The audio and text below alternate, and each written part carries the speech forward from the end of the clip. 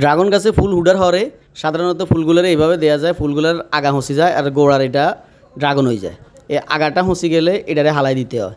দেখছেন এটারে হসি গেছে, এটারে হালাই দিই আমরা। তো হালানের মধ্যে কয়েকটা সিস্টেম আছে। এটা হালাইলে সুন্দর মতো যদি হালাইতে না নেন তাইলে ড্রাগনের সাইজটা সুন্দর আইয়ে। এই যে আয়ন ইগা হালাইতেছি, ইগা কিন্তু পরিপূর্ণভাবে হালাইতে পারি না, এটা লাই ইগা সাইজ সুন্দর হইতো না। আবার আরেকটা দিয়ে দিন কীভাবে একবারে গোল আকারে ফালাইতে হয়। এই যে ইগা গোল আকারে হালাই দিতে আসি দেখছেন নি, ইগা ড্রাগনের ফলটার সাইজ সুন্দর আইব। তো ড্রাগনের এই ফুলগুলারে হালাই দিতে হইব, তাইলে ড্রাগন সুন্দর মতে একবারে দেখতে হৃষ্টপুষ্ট গোলগাল সুন্দর একটা চেহারা হইব।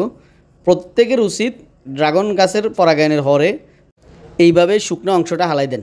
অর্থাৎ এই শুকনো অংশটা এটা কিন্তু হসিও যায়, অনেক সময় শুকাইও যায়। হসি গেলে তো আরও বিপদ, এটার মধ্যে তখন বিভিন্ন ব্যাকটেরিয়া ছত্রাক এগুলো হইতে পারে, তাইলে দেখা যায় এটার কারণে গোড়া ড্রাগনও হসি দিতে পারে। ড্রাগন এটার মধ্যে এটার কারণে আবার হিড়মায় বাসা করে, পিঁপড়া যেটারে কয়, এটাই বাসা করে, বাসা করলে দেখা যায় ড্রাগনিকা নষ্ট হয়ে যায়। তো এই কারণে ড্রাগনের এই ফুলের এই আগাটা হালাই দিলে এরকম সুন্দর হয়। তবে এই ডাঁড়াটা আর ফালাইতে হয় না। এই যে দেখেন ইগা আন্তরিক পরিপক্ক হয় না, ইগা আরও একদিন হরে হালাইলেও হয়। তো সকলে ভালো থাকবেন, ধন্যবাদ।